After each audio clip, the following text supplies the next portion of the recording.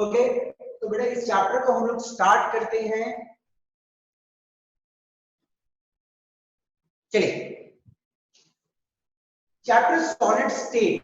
First of all हम ये जो चैप्टर पढ़ते हैं, what it has got importance in our life, ये चैप्टर की इंपॉर्टेंस क्या है हमारे लाइफ में, पहले के हम देखते हैं। तो chemistry of solid, the chemistry of solid state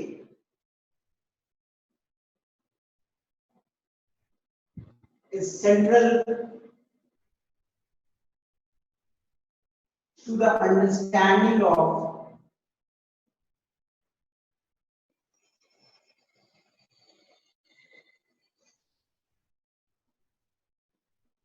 important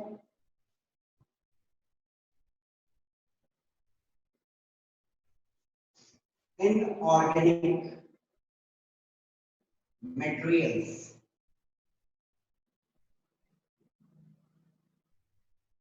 देखो पढ़ना है इसको, इस लाइन को पढ़ना थोड़ी इंपॉर्टेंट है, समझ आएगी चीजें। बोला क्या जाता है कि सॉलिड स्टेट की केमिस्ट्री, मतलब जो भी चीज, अक्सर चीज जो हम अपने चारों ओर देखते हैं, that is in the state of solid, ठीक है ना। और सॉलिड चीजों का केमिस्ट्री पढ़ना क्यों इंपॉर्टेंट है? यदि हमें बहुत सारे इनऑर्गेनिक मटेरियल, जो इंपॉर्टेंट इनऑर्गेनिक मटेरियल हैं, उनकी प्रॉपर्टीज को अच्छे से समझना है, तो सॉलिड स्टेट की समझ हमारे लिए बहुत ज्यादा इंपॉर्टेंट है। ओके, यदि मैं बात करूं कुछ एग्जांपल की आपके सामने, जैसे for example I will take the case of an alloy. Okay, सबसे सिंपल मैं ब्रास लेता हूं, ठीक है। आप में से कोई मुझे बता सकता है कि ब्रास जो है वो किससे बनी हुई है, कौन कौन चीजों से मिलके? एनीबॉडी? ब्रास एलॉय जो बना है, कौन कौन मेटल्स को मिलाने से बनी है? यदि आप लोगों को ये मालूम है तो जल्दी बोलो बेटा, ये मालूम है आप लोगों को, जूनियर क्लासेस में आप लोगों ने पढ़ा है। जल्दी से अपने माइक को कोई ऑन करो और बोलो कुछ। हाँ ठीक है, नहीं मालूम है तो अपनी जगह रहना चाहिए।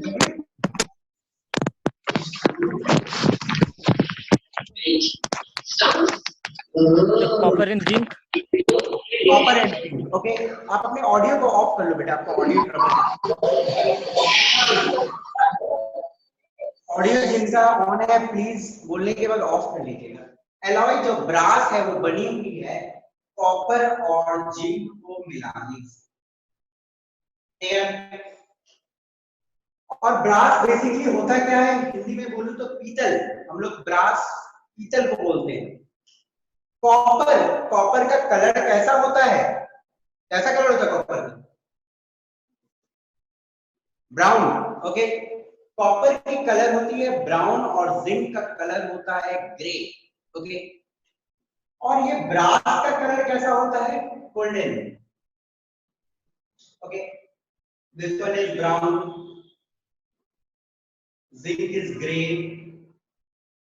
अब मुझे एक बात बताओ, आप सभी को मालूम है कि जब मैं दो मेटल्स को मिक्स करूं तो दो मेटल्स तो आपस में कोई रिएक्शन करेगा नहीं, क्योंकि this one is also metal, this one is also metal and both has a tendency to lose electron। अब दोनों इलेक्ट्रॉन लूज ही करना चाहते हैं, दोनों आपस में तो रिएक्ट करेगा।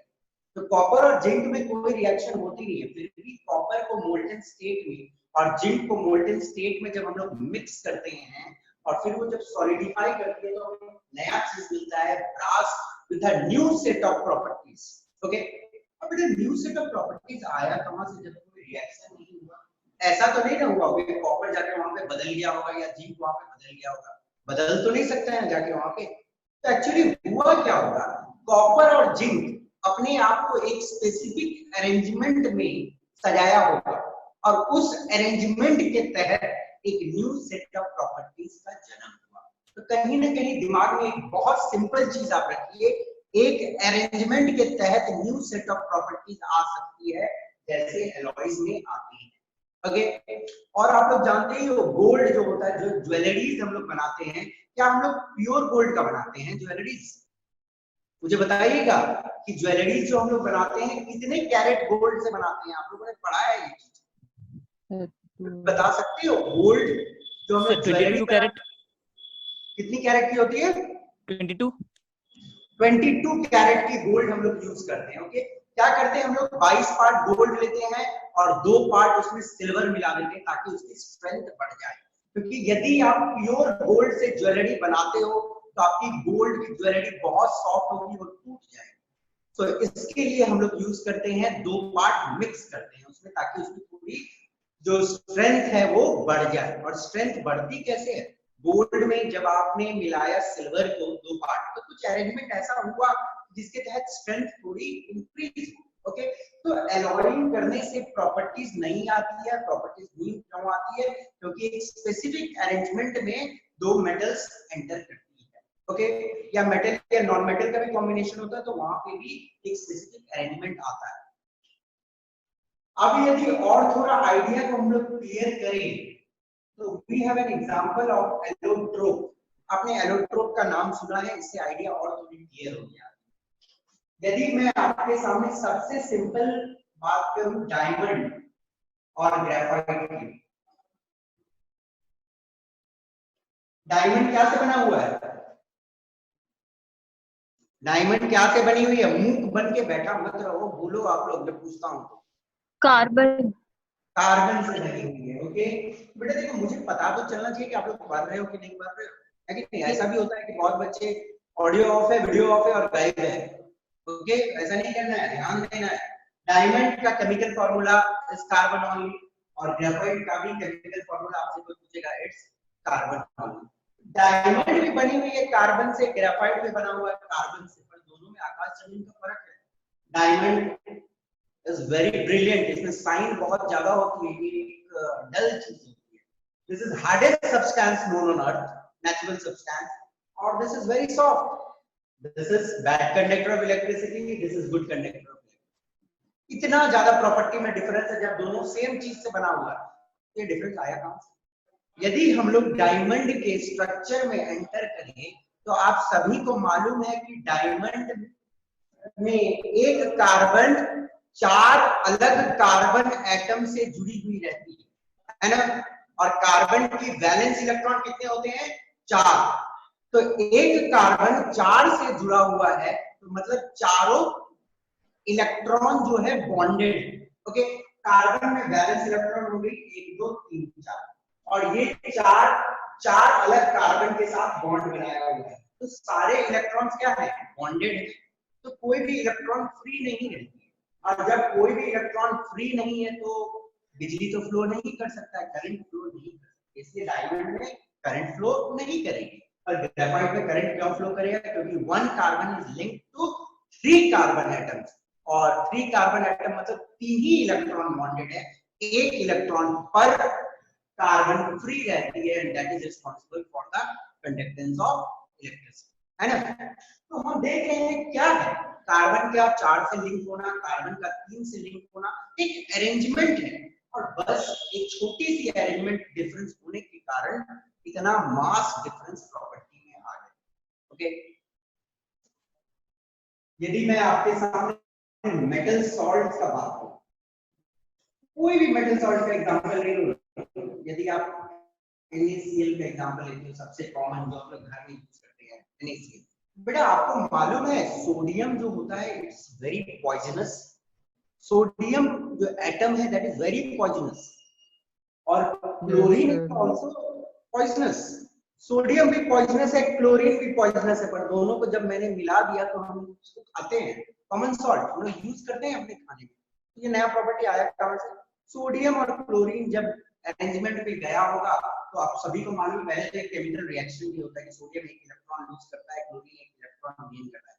वो होने के बाद एक अरेंजमेंट होती है और उस अरेंजमेंट के तहत इसमें एक नया सेट ऑफ प्रॉपर्टीज का जन्म होगा। ओके, तो क्वाइट एन इंटरेस्टिंग थिंग आपको समझनी चाहिए कि रिएक्शन जो यहाँ पे तो कुछ रिएक्शन हो रही है पर एक अरेंजमेंट भी होती है, तो आपको एक दिमाग में चीज रखनी चाहिए कि सिर्फ अरेंजमेंट में बदलाव होने से प्रॉपर्टीज में ही बदलाव आती है, और एक स्पेसिफिक अरेंजमेंट के तहत एक स्पेसिफिक प्रॉपर्टी का भी जन्म होता है।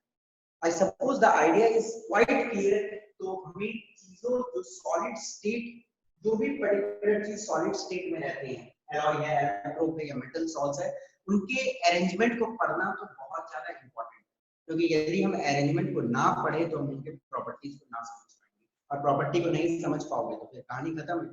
चीजों को नहीं समझना है तो पढ़ाई की बात है ही नहीं, हमें तो चीजों की प्रॉपर्टी को समझना है। ओके, यदि if you will talk about one interesting thing, nano technology के बारे में आपने सुना होगा, नैनो मटेरियल्स होते हैं, ठीक है ना,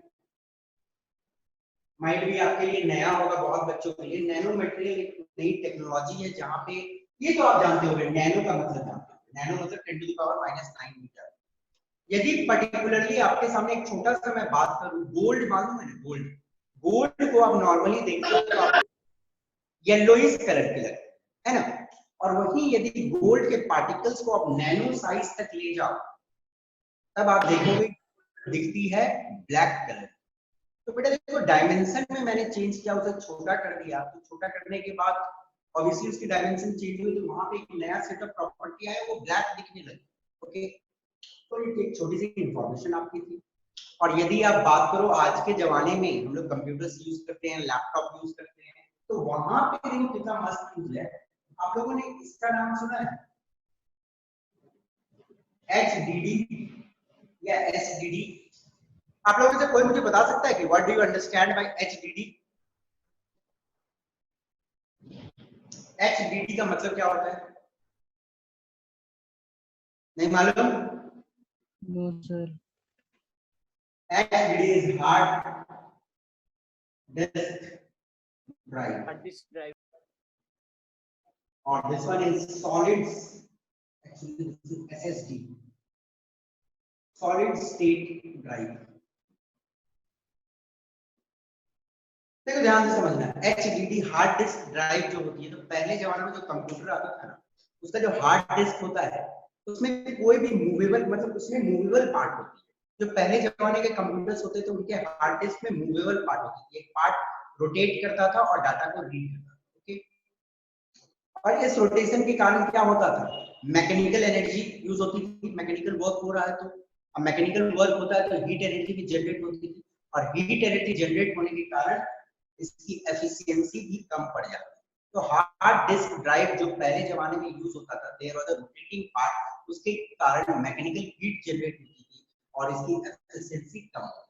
और नए जमाने की जो लैपटॉप्स आए नए नए, उसमें जो हार्ड डिस्क आया, उसमें हार्ड डिस्क में कोई मूवेबल पार्ट नहीं होता है, उसमें सॉलिड स्टेट ड्राइव्स होते हैं जहां पे डाटा को स्टोर किया जाता है, और सॉलिड स्टेट ड्राइव में कोई मूवेबल पार्ट नहीं होता, जिसके कारण हीट जनरेशन कम होती है और डाटा रीडिंग कैपेसिटी भी काफी हाई होती है। एंड एसएसडी कहां से आई, सॉलिड स्टेट ड्राइव नाम ही है, यू शुड नो दैट ये तो सॉलिड स्टेट के पढ़ाई से ही आई है।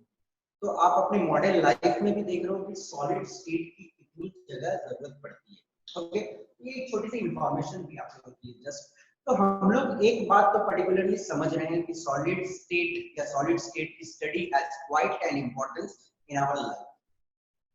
यदि मैं आपके सामने दो क्वेश्चन लिखूं,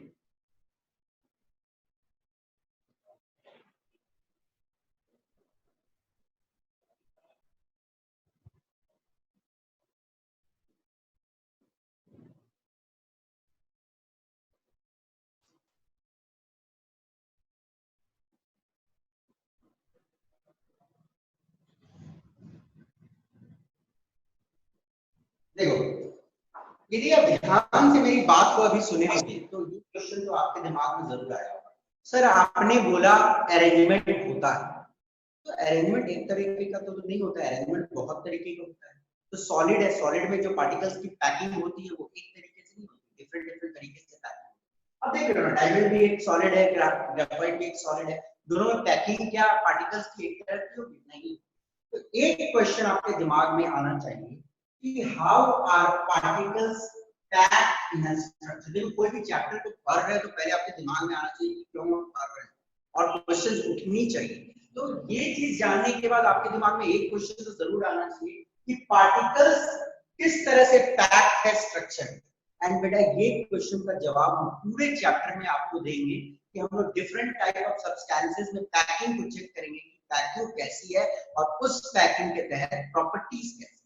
ओके, और दूसरा क्वेश्चन आपके सामने है, इज प्रॉपर्टी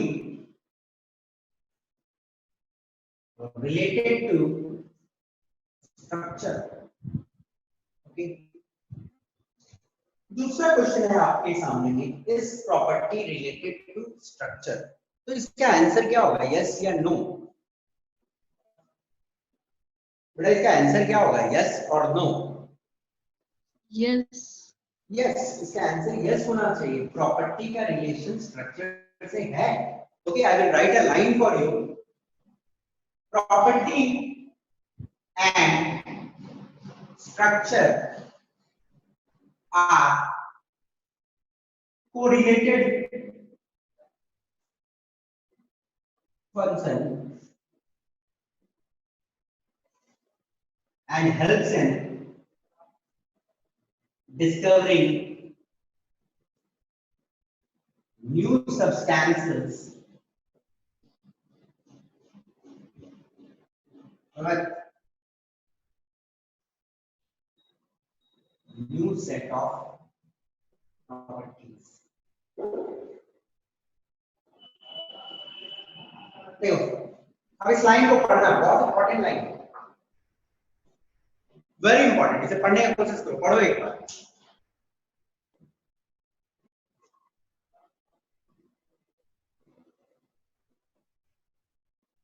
प्रॉपर्टी, देखिए यहां पे मैंने जो लिखा है, प्रॉपर्टी और स्ट्रक्चर कोरिलेटेड फंक्शन है।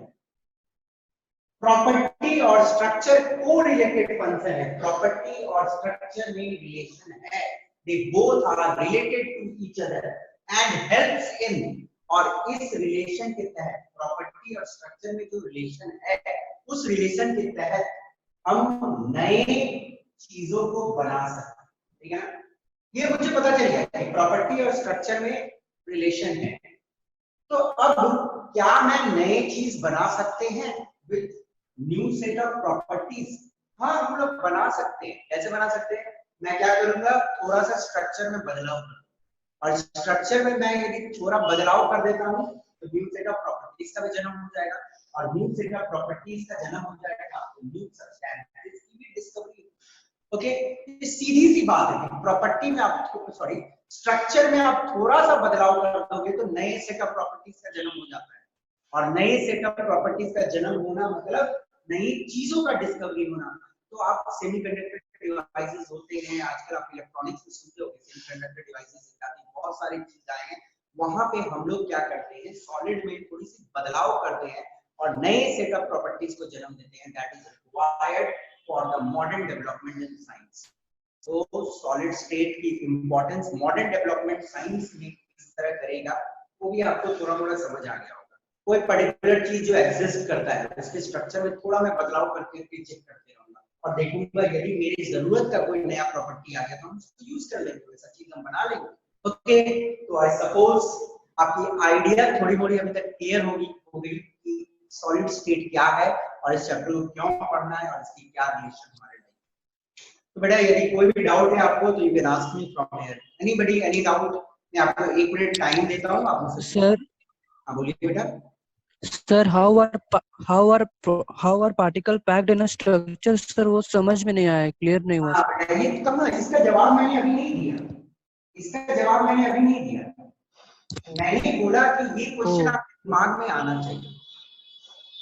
स्ट्रक्चर है एक पर्टिकुलर, मतलब एक समझो स्ट्रक्चर छोड़ मैं क्रिस्टल, ठीक है, क्रिस्टल मतलब एक पर्टिकुलर सब्सटेंस, उस सब्सटेंस में पार्टिकल की पैकिंग किस तरह की है, ये पूरे चैप्टर में हम लोग इस क्वेश्चन का जवाब देंगे। समझ आए?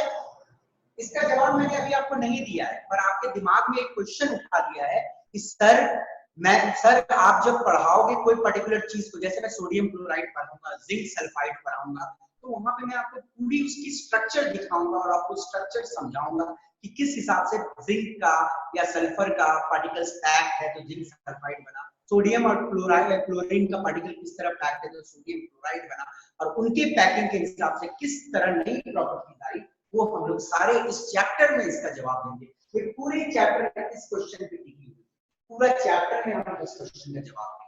समझ आ गया बेटा? कोई दिक्कत? No sir. नो? चलिए आगे बढ़ते हैं। चलिए,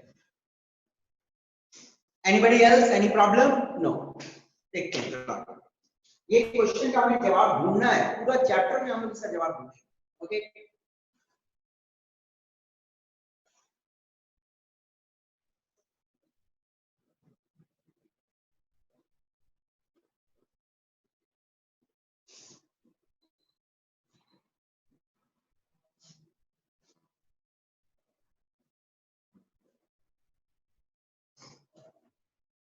चलिए अब हम लोग देखते हैं properties of solid state. You will see some properties of solid state. Properties of solid state. Okay. तो पहला चीज हम लोग देखेंगे, तो कोई भी सॉलिड जो होती है उसकी डेफिनेट मास एंड शेप होती है और वॉल्यूम भी होती है डेफिनेट। ओके, कोई भी सॉलिड सब्सटेंस है उसकी मास तो डेफिनेट होगी, अमाउंट ऑफ सब्सटेंस वो तो कांस्टेंट रहना ही। शेप, सॉलिड सब्सटेंस का शेप भी जो होता है वो फिक्स्ड होती है। वॉल्यूम, जो वो स्पेस ऑक्युपाई करता है, दैट इज आल्सो फिक्स्ड। ये आपको मालूम होगा कि सॉलिड की जो मास होती है that is fixed, shape is also fixed and volume is also fixed. Okay,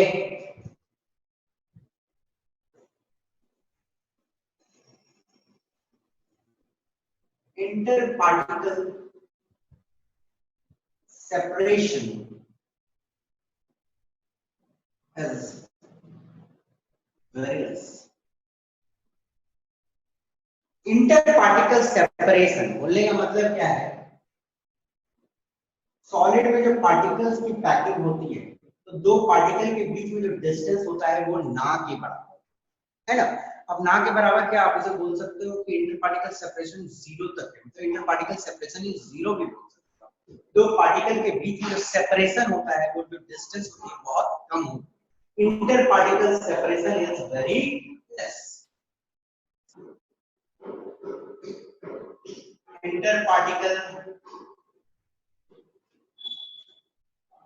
force of attraction is very high.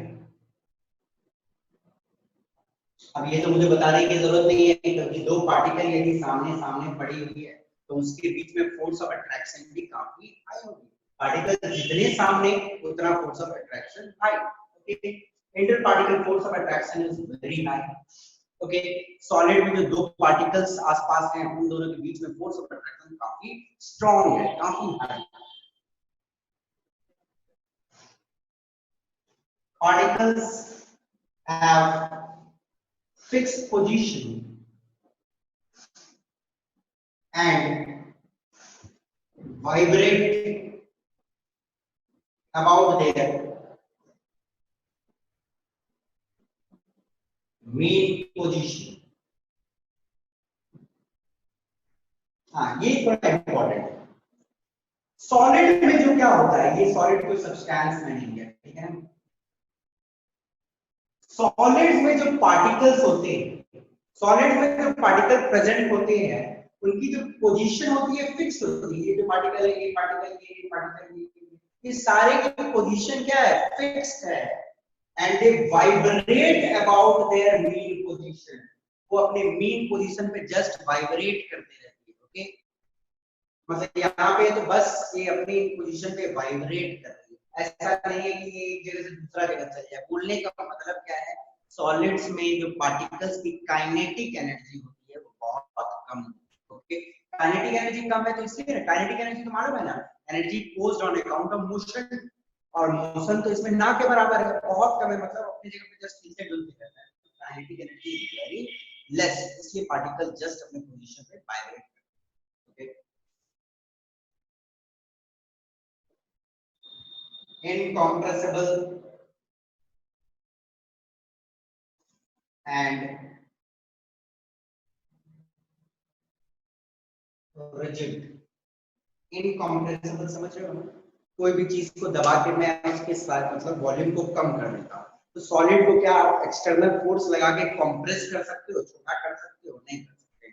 Solid incompressible होती है। ओके। एंड रिजिड, रिजिड का मतलब होता है कि सॉलिड अपनी शेप को रिटेन करता है। अंडरस्टूड?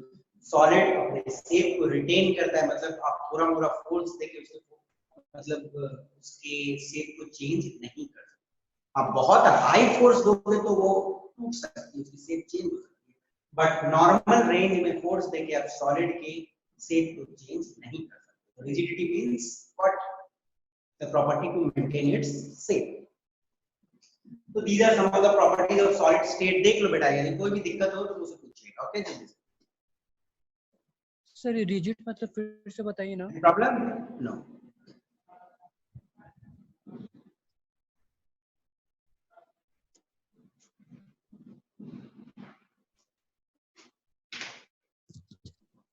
ओके, एक मिनट रुकिएगा, थोड़ी एक टेक्निकल इशू हो गई।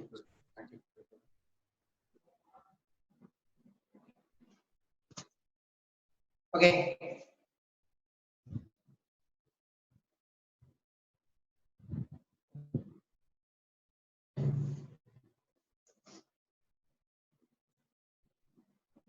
हाँ, चलिए हम लोग देखते हैं।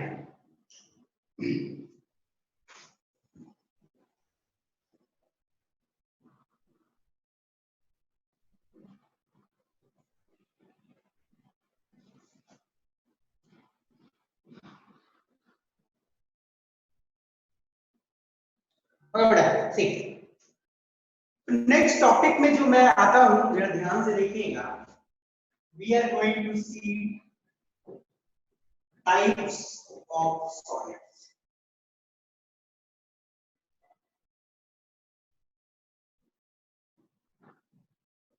हम सॉलिड्स के टाइप्स को स्टडी करेंगे। Okay,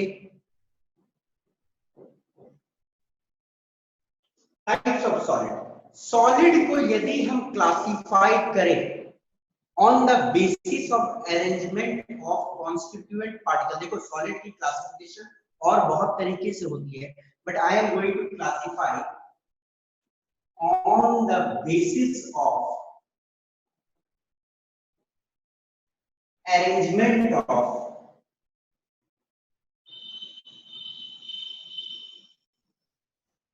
constituent particle।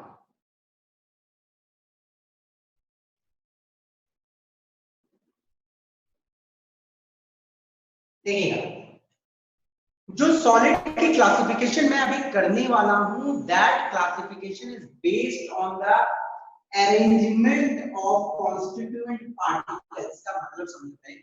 Constituent particle का मतलब होता है वो पार्टिकल जिससे एक पर्टिकुलर सब्सटेंस बना हो। ओके, कॉन्स्टिट्यूएंट पार्टिकल का मतलब दिमाग में एकदम बैठा लो।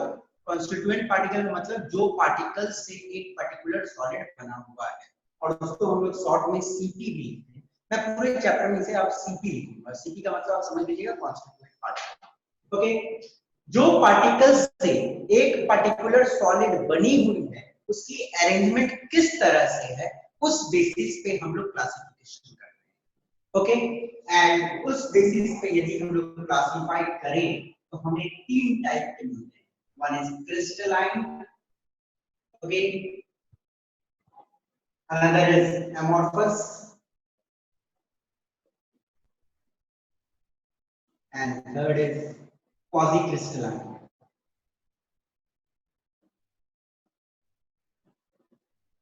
Okay. सर थर्ड वन क्या है सर? Quasi-crystalline, QUASI, ठीक है ना? Quasi-crystalline, ध्यान से देखिए।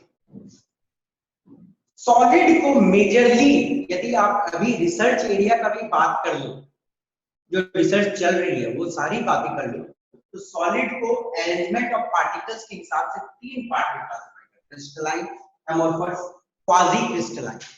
बट हमारे सिलेबस में हमें सिर्फ दो ही पढ़ने हैं, तो इसलिए हम लोग थर्ड पे दिमाग अभी कुछ लगाने वाले नहीं है। बस आप जान लो कि तीन टाइप के solid. We will study only this two. तो चलो इन दो पे हम लोग अपना फोकस लाते हैं। क्रिस्टलाइन का और एक नाम होता है, call it as true solids. Okay बेटा, हम इसको क्या बोलेंगे?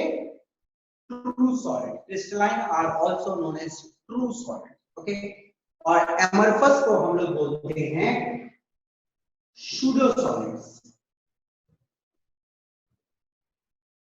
सूडो सॉलिड्स मतलब झूठा सॉलिड्स। ओके, और एक और इसका नाम है super cooled.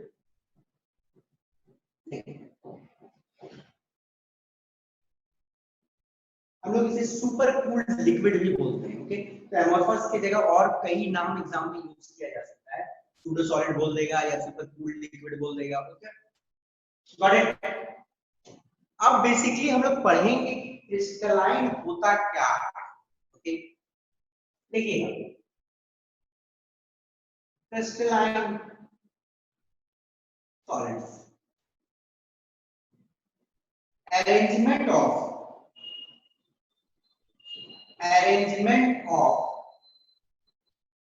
constituent particle is in systematic manner।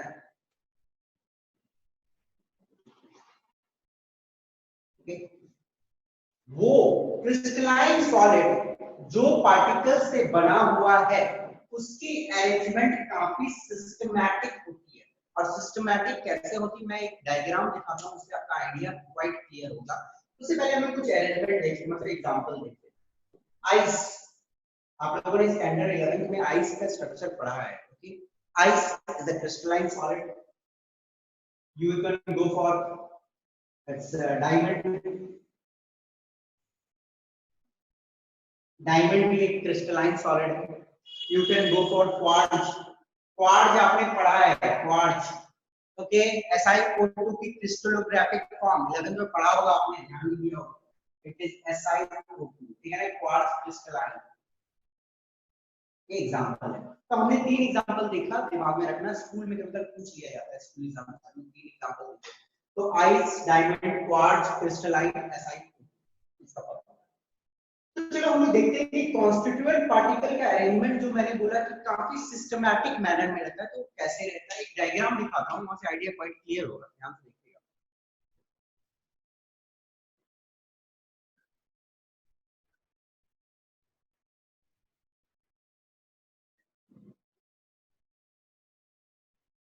Okay, आपको एक स्क्रीन पे इमेज दिख रही है, सबको एक इमेज दिख रहा होगा बेटा? Yes sir. हाँ दिख रही है, ठीक है। अब ध्यान से देखिएगा, आप पकड़ो इस वाले पार्ट को, मैं एक सर्कल बना रहा हूँ, ये पार्ट को, ठीक है ना। ये जो पार्ट है, ये दूसरा वाला पार्ट भी सेम वैसा ही है, ये वाला पार्ट भी वैसा ही है, ये पार्ट भी वैसा ही, ये पार्ट भी वैसा ही, ये पार्ट भी वैसा ही। तो मतलब क्या है, एक पर्टिकुलर को यदि मैं एक यूनिट पकड़ूं, एक पर्टिकुलर को यदि मैं एक यूनिट पकड़ूं, ओके, यदि मैं इसको एक यूनिट पकड़ रहा हूं, ठीक है ना, तो इसको क्या किया है मैंने, बार बार रिपीट कर दिया। ऐसी ही रिपीटेशन है ना, ये जैसा, ये भी वैसा, ये भी ऐसा, सारे ऐसे ही हैं। तो रिपीटेशन है एक पर्टिकुलर यूनिट की। तो यदि ऐसी रिपीटेशन रहेगी तो we will call it as crystalline solid. तो क्रिस्टलाइन सॉलिड का मतलब आप लोग समझ गए बेटा, कि एक पर्टिकुलर यूनिट पकड़ो और उसको रिपीट करो, है कि नहीं, सेम टाइप का रिपीटेशन मिलेगा, और वो पैटर्न जो है काफी सिस्टमैटिक है। और आपसे एक छोटी सी रिक्वेस्ट है, देखो मैं कोई भी इमेज शेयर करूं आप लोगों के साथ, तो प्लीज आप कोई ड्राइंग मत करो, नहीं तो क्या होता है, थोड़ी प्रॉब्लम होती है दूसरे बच्चों को देखने में, और थोड़े दूसरे बच्चे डिविएट भी होते हैं। और एक और बात, आप जो भी करते हो उनका नाम मुझे साफ दिखता है, तो मजबूरन आप यदि फिर से करोगे तो I have to block. Okay, तो please it's my kind request कि आप कोई ड्राइंग मत करना, इमेज को अच्छे से देखो और समझने का कोशिश करो। देखो हम लोग टेक्निकली आए हैं आप लोगों के लिए, तो हम लोग टेक्निकल बहुत सारे चीज आपके लिए लाए। We are giving you images, we are giving you questions, we are giving you DPTs, हर चीज आपको ऑनलाइन मिलेगी, पर आप उसे सही ढंग से यूज करो तब। ओके, बिकॉज हर चीज का अपना एक अच्छा एंगल होता है। यदि हम लोग ऑनलाइन पढ़ रहे हैं तो इसका एक अपना अच्छा एंगल, ओके, उस चीज का फायदा उठाओ और मस्ती से पढ़ाई करो। ओके, तो बेटा क्रिस्टलाइन सॉलिड किस टाइप की होती है आपको समझ आ गई होगी। एक पर्टिकुलर यूनिट मैंने पकड़ा और उसी को पूरी तरह से मैं पूरी स्ट्रक्चर में उसकी क्या है, रिपीटेशन है, तो क्रिस्टलाइन सॉलिड में जो अरेंजमेंट होती है वो काफी सिस्टमैटिक होती है कॉन्स्टिट्यूएंट पार्टिकल की। जिस पार्टिकल से एक क्रिस्टलाइन सॉलिड बना हुआ है वो सिस्टमैटिकली अरेंज है। Okay, next we will come to another example that is amorphous solid।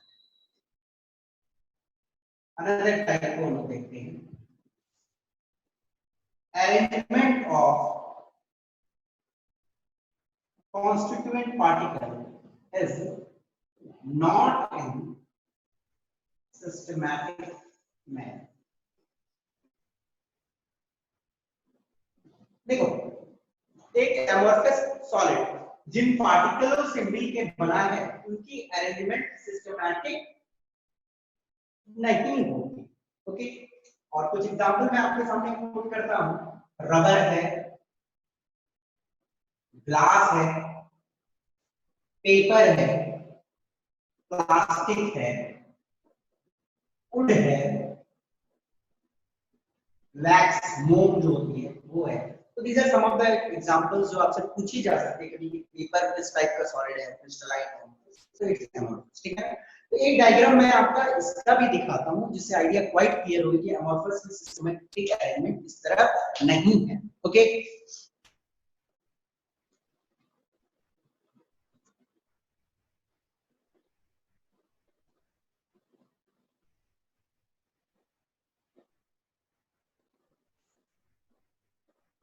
देखिएगा, यहां पे आप कोई एक पर्टिकुलर यूनिट पकड़ो, इसको पकड़ो, ठीक है, ये वाला एक है। अब फिर आप इसको पकड़ो, फिर आप इसको पकड़ो, क्या कोई मेल है उनमें? क्या कोई रिपीटेशन दिख रहा है? ये वाला जो पहला मैंने इसको बनाया ये अपने टाइप का है, ये भी अपने टाइप का है, ये भी अपने टाइप का, ये भी अपने टाइप का, सब अपने तरीका से डिफरेंट है, पूरी अरेंजमेंट डिफरेंट है। पूरी अरेंजमेंट में आपको कुछ सिस्टमैटिक मैनर नजर नहीं आ रहा होगा। ओके, तो ये आपको समझ आ रही होगी छोटी सी बात की एमोर्फस सॉलिड में आप लोगों ने देखा जैसे एक पर्टिकुलर यूनिट को मैं पकड़ा, दूसरा यूनिट डिफरेंट है, तीसरा यूनिट डिफरेंट है, सारे अरेंजमेंट क्या है? डिफरेंट है, कोई सिस्टमैटिक अरेंजमेंट उसमें नहीं है। तो एमोर्फस सॉलिड एक ऐसी सॉलिड है जिसमें सिस्टमैटिक अरेंजमेंट नहीं होती है और क्रिस्टलाइन सॉलिड में सिस्टमैटिक अरेंजमेंट होती है। तो आई सपोज आपको क्वाइट क्लियर हो गया होगा ये आइडिया, और एक बार एग्जांपल्स को देख लो। यदि कोई भी डाउट है तो मुझसे इस स्क्रीन में कुछ भी प्रॉब्लम है तो आप मुझसे पूछो। ओके, कोई भी बेटा, किसी को कोई दिक्कत? No sir. नो, आगे बढ़ सकता हूँ, ठीक है, चलिए।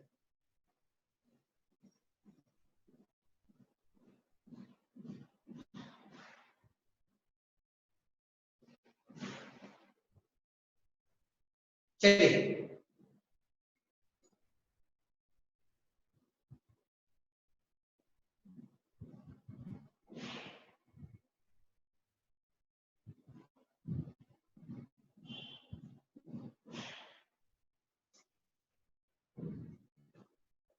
देखो, अब एक छोटी सी इंपॉर्टेंट टॉपिक है, स्कूल एग्जामिनेशन के लिए खासकर इंपॉर्टेंट होता है, जिसे हम लोगों को देखना है कि the difference between crystalline and amorphous solid.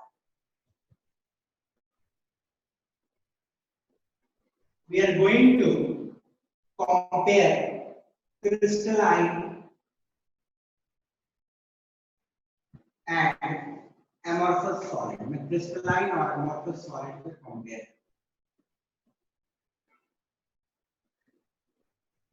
Okay, और कुछ प्रॉपर्टीज जिस बेसिस पे मैं कंपेयर करूंगा उसको भी मैं लिख देता हूं। ओके, यदि मैं पहला प्रॉपर्टी देखूं शेप का या अरेंजमेंट ऑफ पार्टिकल्स का, simple, it will be better I will write arrangement of particle, arrangement of constituent particle. Crystalline में क्या होती है? एक डेफिनेट अरेंजमेंट होती है। आप लोगों ने देखा एक definite geometrical arrangement.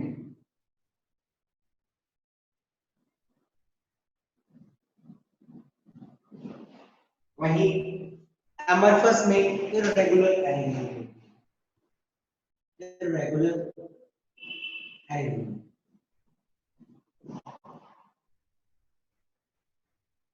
Okay, understood. आप सभी ने ये चीज देखा है कि अरेंजमेंट काफी डेफिनेट होती है क्रिस्टलाइन में, अमोर्फस में अरेंजमेंट सही नहीं।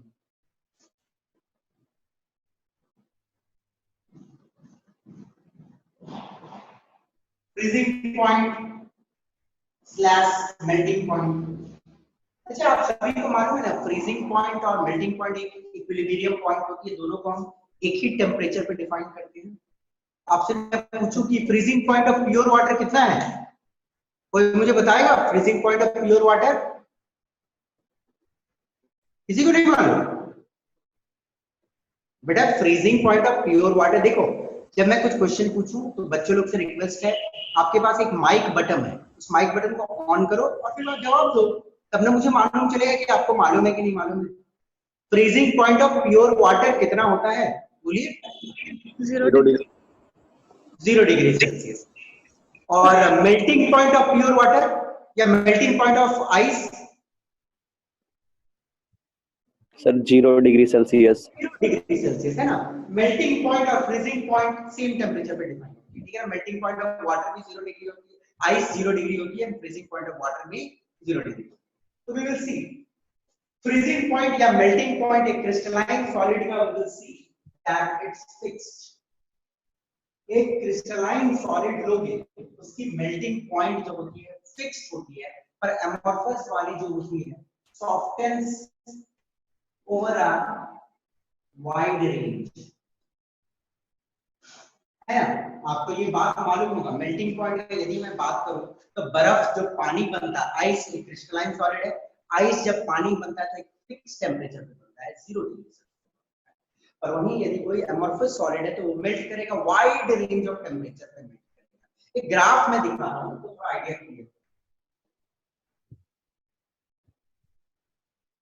ग्राफ है टेम्परेचर वर्सेस टाइम, ठीक है ना। ग्राफ को समझने का कोशिश करें।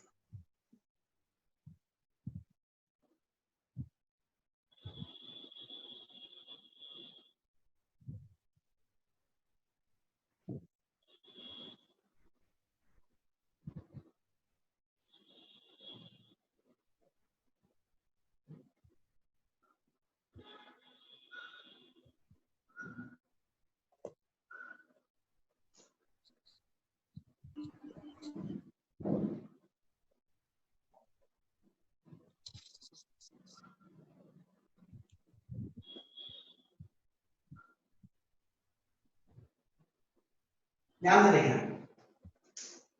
ओके।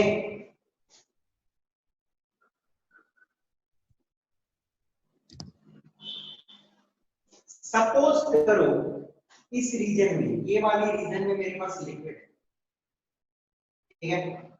ये वाली रीजन में मेरे पास लिक्विड है, मैं क्या कर रहा हूँ, लिक्विड को ठंडा कर रहा हूँ, ठंडा कर रहा हूँ ना बेटा। This is cooling curve. ये कर्व कैसी है? कूलिंग कर्व है। यदि मैं इस डायरेक्शन में जाऊँ, टेम्परेचर गिर रहा है, तो टेम्परेचर मैं कम कर रहा हूँ। देखो टेम्परेचर में कम कर रहा हूँ, यहाँ पे कुछ टेम्परेचर यहाँ पे बढ़ जाएगा, ओके। तो टेम्परेचर को मैं कम कर रहा हूँ तो लिक्विड के पार्टिकल्स क्लोज आएंगे, लिक्विड के पार्टिकल क्लोज आते जाएंगे, क्लोज आते जाएंगे, क्लोज आते जाएंगे। एक यहाँ पे एक पर्टिकुलर पॉइंट है जहाँ पे सॉलिड अपीयर होता है, पहली बार आपको सॉलिड दिखता है, तो जिस पॉइंट पे आपको सॉलिड दिखा उसको I will call it as freezing point, ठीक है ना। अब देखो आप सॉलिड अपीयर हुआ और जब तक पूरा लिक्विड सॉलिड नहीं बन गया, ये वाला, जब तक पूरा लिक्विड सॉलिड नहीं बन गया, टेम्परेचर क्या है? कांस्टेंट, कांस्टेंट है। ये जो ट्रांजिशन हो रही है, लिक्विड सॉलिड अपीयर हुआ, अब सॉलिड पूरा बन रहा है, जब तक पूरा सॉलिड नहीं बन गया तब तक टेम्परेचर क्या है? Constant, understood. और इस पॉइंट पे फुल सॉलिड बन चुकी है, फुल कन्वर्जन हो चुका है। तो जब melting, this is freezing point, freezing जब तक हो रही है तब तक टेम्परेचर जो है इंक्रीज नहीं करता है, इसका मतलब टेम्परेचर जो होती है फ्रीजिंग की वो फिक्स, ओके। आप बोलोगे बेटा कि ये टाइम क्यों बढ़ रहा है, कोई मुझे बता सकते हो टाइम क्यों बढ़ रहा है? बढ़ रहा है, टाइम तो बढ़ रही है ना ट्रांजिशन में। Yes sir. क्यों बढ़ रहा है? बेटा आपने पानी मानो अपने फ्रिज में रखा तो 1 सेकंड में वो बर्फ बन जाता है, नहीं ना, वो टाइम तो लेता है ना, तो टाइम तो ऑब्वियसली बढ़ेगी ना, थोड़ी टाइम को तो इंक्रीज होना है, ये सिंपल सा टाइम तो बढ़ेगा ही। ओके, टाइम को तो बढ़ना ही है, और टेम्परेचर क्या होता है, वो कांस्टेंट हो जाता है किसके केस में, क्रिस्टलाइन के केस। तो क्रिस्टलाइन वाले की फ्रीजिंग पॉइंट और मेल्टिंग पॉइंट जो होती है वो fixed. I suppose this graph is clear. अब यहीं पे मानो मैंने अमोर्फस लिया और इस रेंज में मैं मानता हूं लिक्विड, ठीक है, और मैं सपोज करता हूं कि यहां पे सॉलिड अपीयर हुआ, ठीक है, यहां पे सॉलिड अपीयर हुआ और देख रहे हैं कि सॉलिड जब हार्डन हो रहा है, सॉलिड जब हार्ड हो रहा है, टेम्परेचर बदल रहा है, यहाँ पे भी टेम्परेचर अलग है, यहाँ पे भी टेम्परेचर अलग है, इस जगह भी टेम्परेचर अलग है। तो पूरी ट्रांजिशन का ये जो जर्नी है, देखो इस पूरी जर्नी में टेम्परेचर क्या है, बदल रहा है, और यहाँ पे ट्रांजिशन की जर्नी में क्या है, टेम्परेचर फिक्स्ड है। तो इसका मतलब जब ये लिक्विड से सॉलिड जाएगा या सॉलिड से लिक्विड जाएगा, एमोर्फस वाला, उसकी टेम्परेचर क्या होगी, बदलते रहेगी, और इसकी टेम्परेचर फिक्स रहेगी। Okay, I suppose idea is clear. Anybody any problem तो पूछ सकते हो मुझसे। I suppose quite clear है, यदि आप इसको ध्यान से समझोगे तो पूरी आइडिया और क्लियर हो जाएगी। Next we will talk of cleavage property। देखो पहले क्लेवेज का मतलब समझो क्या होता है। क्लेवेज का मतलब होता है कोई भी एक पर्टिकुलर चीज को यदि हम कोई शार्प चीज से काटे, एक पर्टिकुलर चीज है, मानो मेरे पास ये मोबाइल है, इस मोबाइल को मैं बीच से एक शार्प चीज से काटता हूं, मुझे एकदम प्लेन सरफेस मिले। ओके, एक शार्प चीज से किसी भी चीज को काटने से यदि मुझे प्लेन और स्मूथ सरफेस मिलता है तो हम बोलते हैं कि it has got cleavage property. Cleavage property क्या होती है समझ आ गई, एक पर्टिकुलर चीज को शार्प चीज से काटना और फिर काटने के बाद जो मुझे सरफेस मिलेगा वो एकदम प्लेन और स्मूथ मिलेगा। ओके, तो क्रिस्टलाइन सॉलिड क्या होता है, मैं split with sharp object generates smooth and plain surface। Okay, यदि आप क्रिस्टलाइन सॉलिड को एक शार्प चीज से काटोगे, शार्प ऑब्जेक्ट से काटोगे, तो जो स्प्लिट होने के बाद जो दो पोर्शन मिलेगी उनकी जो सरफेस रहेगी वो काफी स्मूथ और प्लेन रहेगी। ओके, वहीं एमोर्फस को यदि काटोगे तो irregular surface, splitting gives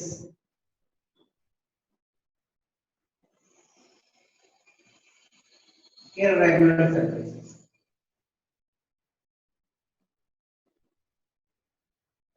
idea clear? Okay, तो हम लोगों ने तीन प्रॉपर्टीज स्क्रीन में देखा और नेक्स्ट तीन प्रॉपर्टीज हम लोगों को और देखने हैं। तो कोई भी प्रॉपर्टी यहाँ पे आपको प्रॉब्लम दे रहा है या समझ में नहीं आई तो 1 मिनट आपके पास टाइम है, आप उससे पूछ लो।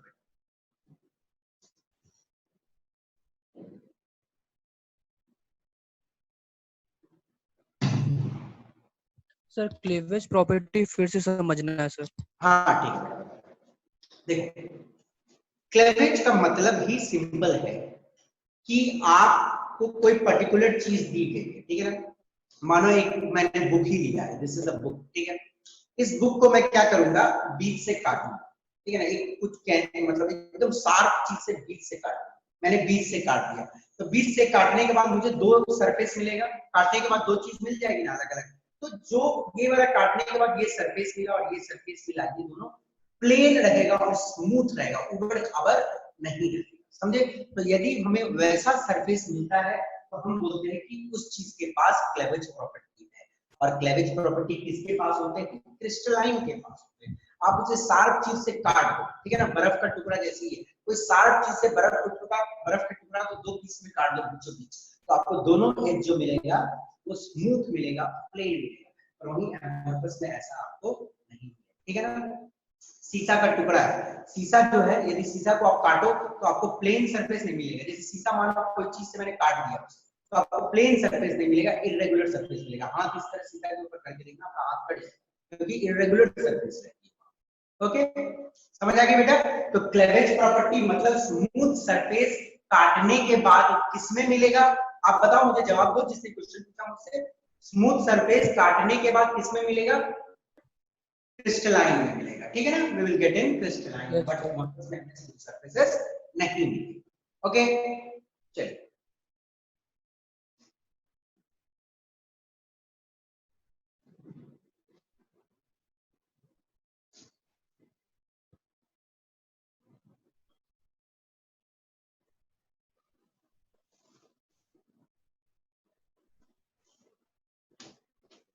Next we will come to another property, that is heat of fusion. Heat of fusion क्या होता है जल्दी से बताओगे मुझे कोई? आप लोग सब जानते होगे, और नहीं जानते होगे तो फिर मैं नाम लेके नाम पुकारूंगा और पूछूंगा आपसे क्या होता है हीट ऑफ फ्यूजन, बता दो। बोलिए, हीट ऑफ फ्यूजन क्या होता है? लेटेंट हीट ऑफ फ्यूजन सुना है आपने? किसी ने लेटेंट हीट का नाम सुना है? जूनियर क्लासेस में पढ़ा है? लेटेंट हीट क्या होता है? Heat absorbed by a body हाँ, latent that heat can of, release in a natural time. बोलिए। That it releases in later time. ठीक है, देखो ध्यान से समझो हीट ऑफ फ्यूजन क्या है। एक्चुअली जब आपने मान लो आइस लिया, ठीक है, आइस लिया 0 डिग्री सेल्सियस, ठीक है, और ये आइस को आपने वाटर बनाया 0 डिग्री सेल्सियस पे ही ये मेल्ट होती है। अब ऐसा कैसे होता है? तो एक्चुअली क्या होता है, जब मैं आइस को वाटर बनाता हूँ तो मैं क्या करता हूँ, कुछ हीट सप्लाई करता हूँ, ठीक है। आइस को जब मैं वाटर बनाता हूँ तो कुछ हीट सप्लाई करता हूँ। आइस में क्या है, पार्टिकल्स बहुत सामने सामने। अब बेटा पार्टिकल जब तक दूर नहीं जाएगा तब तक लिक्विड स्टेट कहां से बनेगा? पार्टिकल को तो दूर जाना पड़ेगा तभी ना लिक्विड स्टेट आएगी। तो एक्चुअली हम लोग जब हीट सप्लाई करते हैं तो हीट का काम क्या है? कोई भी चीज को यदि हीट मिलता है तो उसकी टेम्परेचर इंक्रीज हो जाती है। यदि कोई भी चीज को यदि हीट मिलेगा तो उसकी टेम्परेचर इंक्रीज हो जाती है। पर हम यहाँ पे जब हीट देते हैं तो इसके बीच की इंटरमॉलिक्यूलर फोर्स ऑफ अट्रैक्शन को ब्रेक करने में कुछ हीट चली जाती है, कंज्यूम हो जाती है। ओके, दो पार्टिकल सामने हैं, उनके बीच में फोर्स ऑफ अट्रैक्शन है और वो फोर्स ऑफ अट्रैक्शन खत्म होता है। ओके, और फोर्स ऑफ अट्रैक्शन को खत्म करने में और इनको दूर ले जाने में कुछ हीट कंज्यूम हो जाती है, और वो हीट फिर इसके टेम्परेचर को बढ़ा नहीं पाता है। वो हीट सिर्फ स्टेट को बदल सकता है, वो हीट टेम्परेचर को नहीं बढ़ा सकता है। और वो हीट जो सिर्फ रिस्पॉन्सिबल होता है स्टेट चेंज करने के लिए पर टेम्परेचर नहीं बढ़ाने के लिए, उसे हम लोग बोलते हैं लैटेंट हीट, और we will call it in this case latent heat of fusion. Fusion मतलब सॉलिड से लिक्विड में। समझ आ गई ना सबको क्या होती है हीट ऑफ फ्यूजन या latent heat of fusion? Okay, अब क्रिस्टलाइन सॉलिड की जो हीट ऑफ फ्यूजन होती है फिक्स्ड होती है। Okay, this is fixed. आपको मालूम है water 80 kilo calories 80 kilo calorie heat पर केजी एब्जॉर्ब करेगा, तब वो सॉरी वाटर नहीं, आइस 80 किलो कैलोरी पर केजी हीट एब्जॉर्ब कर लेगा, तब जाके वो क्या बन जाएगा? पानी बन जाएगा। ओके, और वो 80 किलो कैलोरीज जब उसने एब्जॉर्ब किया तो वो 80 किलो कैलोरी उसका टेम्परेचर को इंक्रीज नहीं कर सकता। ओके, तो क्रिस्टलाइन सॉलिड की जो हीट ऑफ फ्यूजन होती है वो फिक्स्ड होती है। और आपसे कोई कभी पूछ लिया जाए तो ये इंफॉर्मेशन आपको रहनी चाहिए कि वाटर की जो हीट ऑफ फ्यूजन है इट्स 80 किलो कैल पर केजी, ठीक है ना? 1 केजी आइस को आपको यदि वाटर बनाना है, ओके, एट एटमॉस्फेरिक प्रेशर, ध्यान से सुनो, 1 केजी आइस को यदि आपको वाटर बनाना है एट एटमॉस्फेरिक प्रेशर बिना टेम्परेचर को बढ़ाए तो आपको इतना हीट सप्लाई करना पड़ेगा, ठीक है ना? इतना heat, this is it's latent heat of fusion. इतना हीट ये एब्जॉर्ब करता है अपने इंटर पार्टिकल डिस्टेंस को दूर करने के लिए, और फिर वो वाटर स्टेट में आता है, ठीक है ना? और ये क्रिस्टलाइन सॉलिड्स के लिए ये फिक्स्ड होती है, वही एमोर्फिस के लिए इट्स नॉट फिक्स्ड। एमॉर्फस ज्यादा भी ऑब्जर्व कर लेगा, कभी कभी कम भी ऑब्जर्व करेगा, कुछ डेफिनेट डिफाइन नहीं कर सकता। Okay, and the next property very important, anisotropy. Anisotropy, okay, पहले मैं एनिसोट्रॉपी आपके लिए डिफाइन कर देता हूं क्या होता है। Anisotropy and isotropy. एनिसोट्रॉपी का मतलब होता है the property by which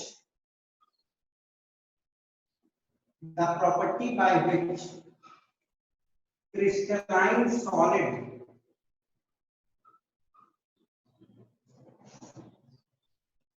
have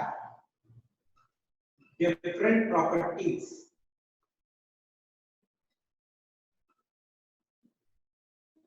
in different direction. Okay. Anisotropy property shown by crystalline solid. देखो, एनिसोट्रॉपी एक प्रॉपर्टी होती है जो शो होती है क्रिस्टलाइन सॉलिड के पास, और ये प्रॉपर्टी के तहत क्या होता है कि डिफरेंट डायरेक्शन में यदि आप मूव करोगे क्रिस्टल का, यदि एक क्रिस्टल का डिफरेंट डायरेक्शन में आप मूव करोगे तो आपको प्रॉपर्टीज भी डिफरेंट मिलेगी। ओके, यदि आपको समझना है इसको अच्छे से तो मैं एक डायग्राम दिखाता हूं आपको, जहां से आइडिया और क्लियर होगा। Okay,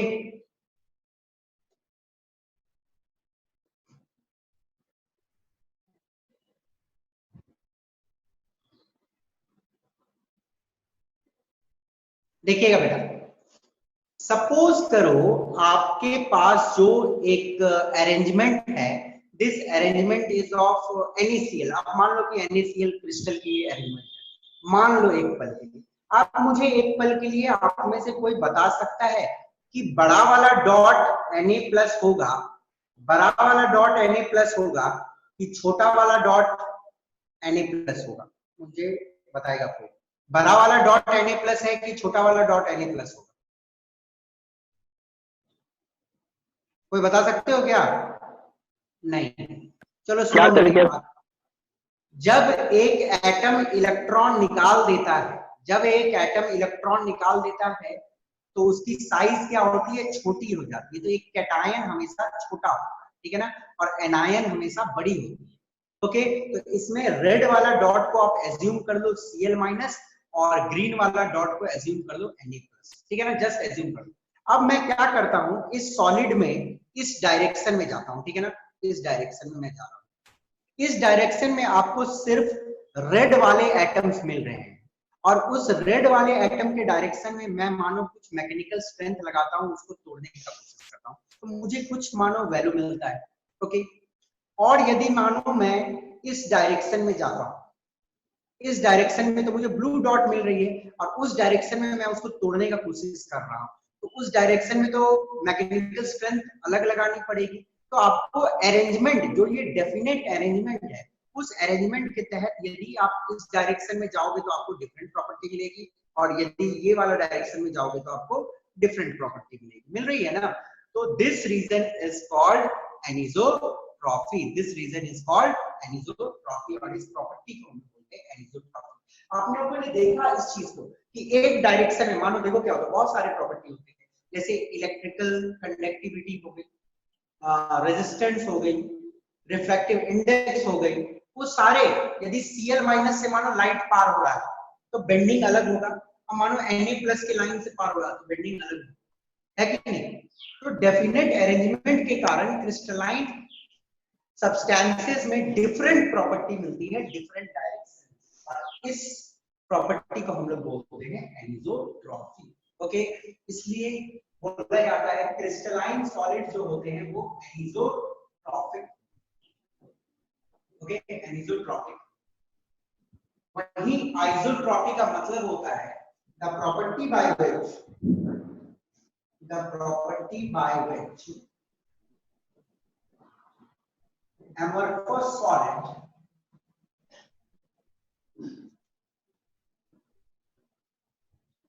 shows same arrangement in all directions.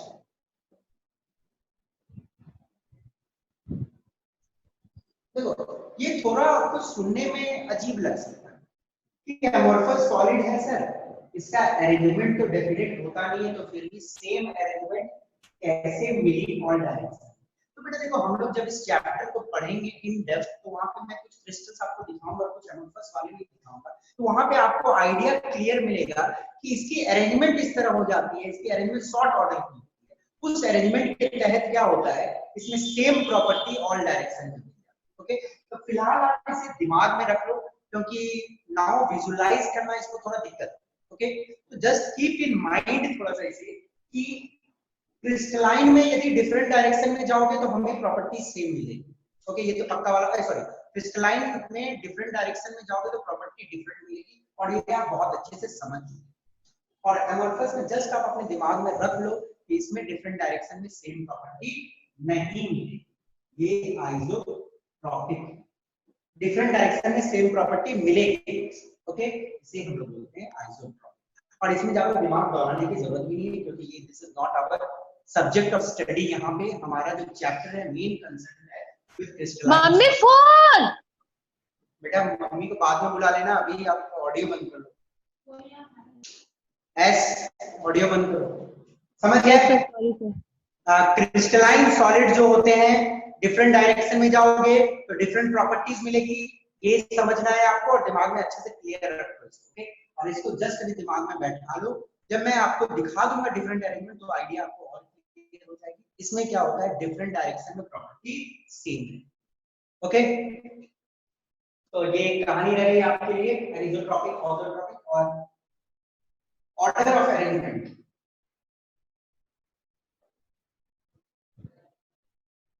Order of arrangement, crystalline का जो ऑर्डर ऑफ अरेंजमेंट है वो लॉन्ग रेंज ऑर्डर है। लॉन्ग रेंज ऑर्डर मतलब लॉन्ग रेंज ऑर्डर समझ रहे हो ना, मतलब उस क्रिस्टलाइन सॉलिड एक बड़ा सा पीस लिए तो पूरे में जहां तक आप जाओगे वहां तक आपको सिस्टमैटिक अरेंजमेंट ही मिलेगी। वही अमोर्फस सॉलिड में short range order, short range order, short range order मतलब आपको यदि सिस्टमैटिक अरेंजमेंट मिलेगा तो थोड़ा सा जगह में मिलेगा, फिर दूसरा जगह में जाओगे तो आपको अरेंजमेंट डिफरेंट है। ओके, इसमें लॉन्ग रेंज ऑर्डर तक डेफिनेट अरेंजमेंट होती है, इसमें शॉर्ट रेंज ऑर्डर में ही हल्का सा सही अरेंजमेंट मिलेगा, नहीं तो फिर थोड़ा दूर के बाद आप जाओगे फिर अरेंजमेंट गड़बड़ करके मिलेगा। ओके, तो ये तो कहानी हो गई आपकी difference between crystalline and amorphous solid. And one more important point we will see next.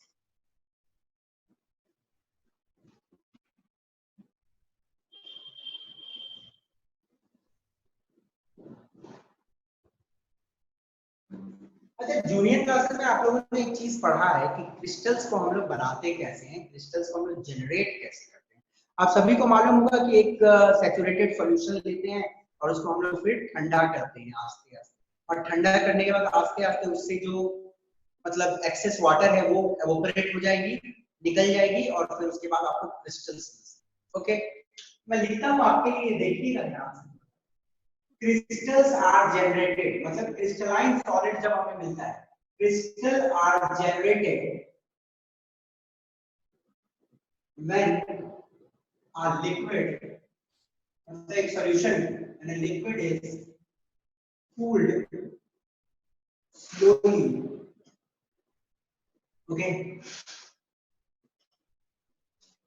Crystal आपको तभी मिलेगी जब एक सॉल्यूशन को आप कूल करोगे स्लोली, बहुत आस्ते आस्ते कूल करोगे तब आपको क्रिस्टल मिलेगा। और वही when a liquid is suddenly cooled, amorphous solid are formed। बोलने का मतलब एक सॉल्यूशन आपने तैयार किया है, सोडियम क्लोराइड का सॉल्यूशन है मान लो इस केस में, उसको आप एकदम आस्ते आस्ते ठंडा करते हो तो आपको एक क्रिस्टलाइन स्ट्रक्चर मिल जाएगा, और एकदम फटाक से ठंडा कर दोगे तो आपको एमोर्फस सॉलिड। ठीक है ना, यहाँ पे एमोर्फस सॉलिड। अंडरस्टूड। और एक चीज आपको दिमाग में रखना है, देखो कूलिंग की कंडीशन है, कूलिंग की देखो एक क्रिस्टल का 8 crystal can have different structure, या इसको ऐसे ही a particular solid, एक पर्टिकुलर सॉलिड की अलग अलग टाइप की स्ट्रक्चर हो सकती है, एक ही पर्टिकुलर सॉलिड की अलग अलग टाइप की स्ट्रक्चर हो सकती है, डिपेंड्स अपॉन कूलिंग कंडीशन।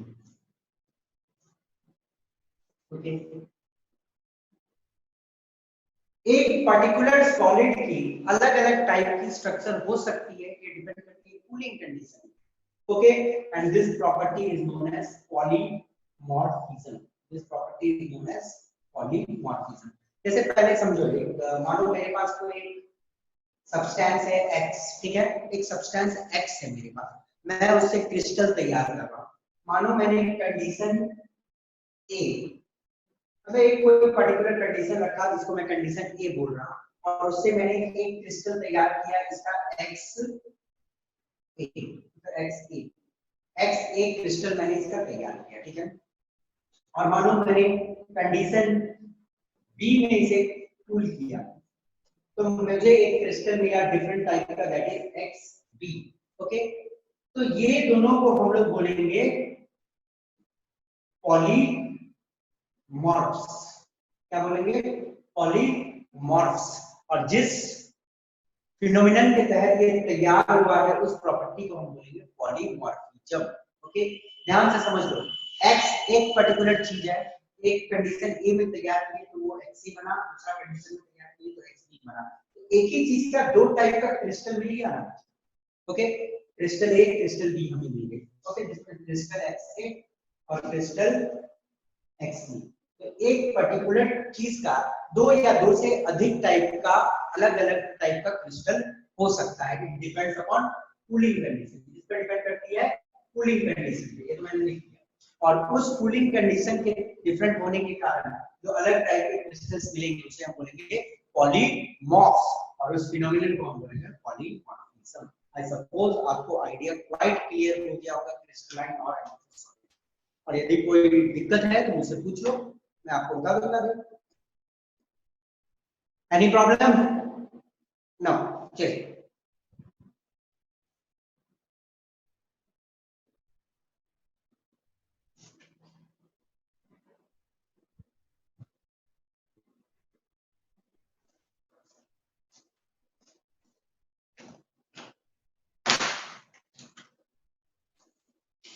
एक छोटा सा मैं आपको होमवर्क देता हूं, ये आपको करके आना है, ठीक है ना। यू हैव टू, मैं कुछ प्रॉपर्टी दूंगा और उस प्रॉपर्टी के बेसिस पे तीनों स्टेट्स ऑफ मैटर को आपको क्लासिफाई करके आना है। प्रॉपर्टी पहला में गैस, फिर लिक्विड और solid. Okay,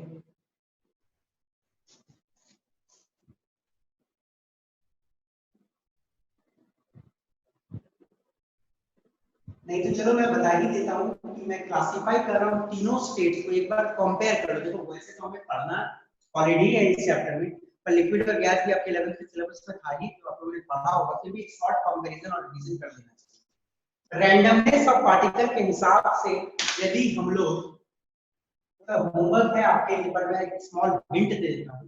randomness of particle के हिसाब से गैस, लिक्विड और सॉलिड को यदि हम क्लासिफाई करें तो पार्टिकल की रैंडमनेस सबसे ज्यादा किसमें होती है? सर गैस में।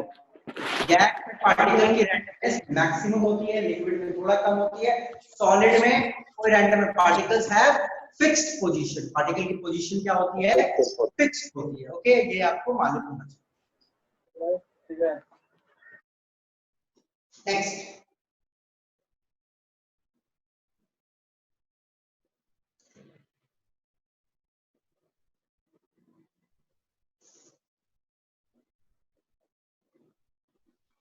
इंटर पार्टिकल सेपरेशन का बात करूंगा।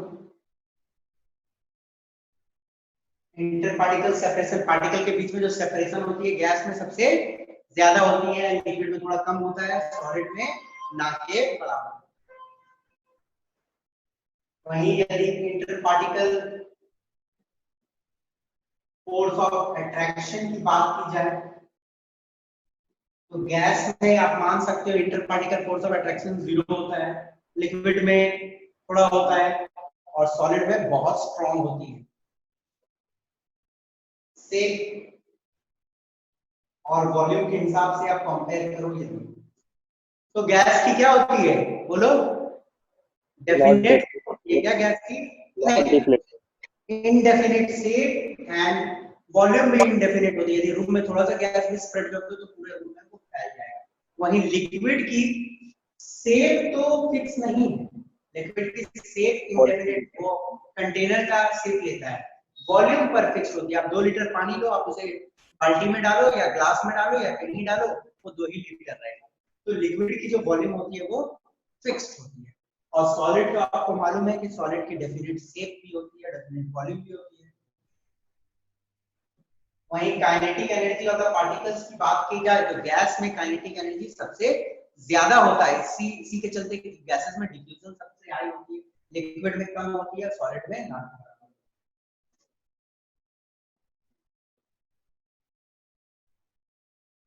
एक्सटर्नल फैक्टर्स इम्पैक्ट, देखो ध्यान से सुनो। इम्पैक्ट ऑफ एक्सटर्नल फैक्टर्स की, एक्सटर्नल फैक्टर्स की क्या इम्पैक्ट होगी गैस पे, लिक्विड पे, सॉलिड। तो आप लोगों में से मुझे कोई बात बताएगा कि गैस पे यदि मैं मतलब फोर्स लगाता हूं और प्रेशर लगाता हूं तो क्या होगा? एक्सटर्नल प्रेशर लगाने से गैस कंप्रेसिबल हो, गैस को हम लोग हाईली कंप्रेस कर सकते हैं। यदि मैं प्रेशर लगाता हूं, एक्सटर्नल प्रेशर लगाने से वो काफी कंप्रेस होता है। लिक्विड ना के बराबर कंप्रेस होती है। हम बोलते हैं कि लिक्विड आर नॉट कंप्रेसिबल, यहां तक we say liquid are not compressible. But if you talk of engineering mechanics तो वहां पे लिक्विड को स्लाइटली कंप्रेसिबल माना जाता है, ठीक है? बट आप नॉट कंप्रेसिबल बोलोगे तो गलत नहीं। सॉलिड एकदम नहीं, solid are not compressible. Solid को आप किसी भी कंडीशन में कंप्रेस नहीं कर सकते हो, क्योंकि मैक्सिमम ऑफ द सॉलिड को आप कंप्रेस नहीं कर सकते हो। ओके, एक्सटर्नल फैक्टर्स के इंपैक्ट में वो थोड़ा सा रिजिड है, अपने शेप को वो रिटेन करता है। ओके, डेंसिटी की बात आपसे करूं तो डेंसिटी सबसे ज्यादा किसका होगा बेटा? डेंसिटी किसका सबसे ज्यादा होगा? गैस का कि लिक्विड का कि सॉलिड का? सर सॉलिड का। सॉलिड का डेंसिटी सॉलिड का सर। सॉलिड। ओके, तो आपके लिए छोटा सा होमवर्क है, मतलब नॉट मच इंपॉर्टेंट, बट एक बार स्लाइडली से रिवाइज करो तो कॉन्सेप्ट क्लियर रहेगी दिमाग में, अच्छे से कर लेना इस चीज को एज अ होमवर्क, इससे लिख लेना सारे को, गैस में क्या होता है, लिक्विड में क्या होता है। ओके, तो फिलहाल आज के लिए इतना ही बेटा। We will meet you in the next class. और नेक्स्ट क्लास में आप लोग इस चीजों को पढ़ के आना अच्छे से। जब पढ़ के आओगे तो नेक्स्ट टॉपिक आपको अच्छे से समझ आएगी and in details we will move further to some of the very important part of this chapter. Okay, so thank you for today. Meet you in the next class. Thank you.